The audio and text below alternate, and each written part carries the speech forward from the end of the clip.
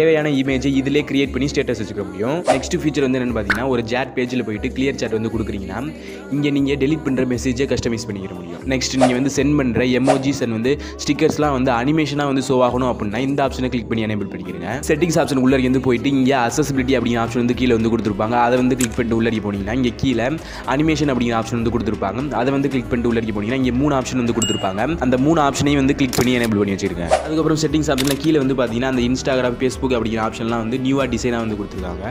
Next வாட்ஸ்அப்பில் select contact அப்படிங்கிற option வந்து டச் பண்ணிவிட்டு நீங்கள் ஒரு ஏஐ கிட்ட மெசேஜ் பண்ணணும் அப்படின்னு நினச்சிங்கன்னா கீழே சேட் வித் ஏஐ அப்படிங்கிற ஆப்ஷன் வந்து கிளிக் பண்ணிங்கன்னா இங்கே நிறையா ஏஐ ஆப்ஷன் வந்து கொடுத்துருப்பாங்க. அதுக்குள்ளே போயிட்டு நீங்கள் சேட் பண்ணிக்கிற முடியும். நெக்ஸ்ட் வாட்ஸ்அப்பில் வரப்போகிற அப்டேட்டாக வந்து என்னென்னு பார்த்தீங்கன்னா, இன்ஸ்டாகிராமில் நீங்கள் ப்ரைவேட் அக்கௌண்ட் வந்து யூஸ் பண்ணிங்கன்னா உங்களுக்கு யாராச்சும் மெசேஜ் பண்ணாங்கன்னா ரெக்யூஸ்ட் ஆப்ஷனில் வந்து ஷோ ஆகும்.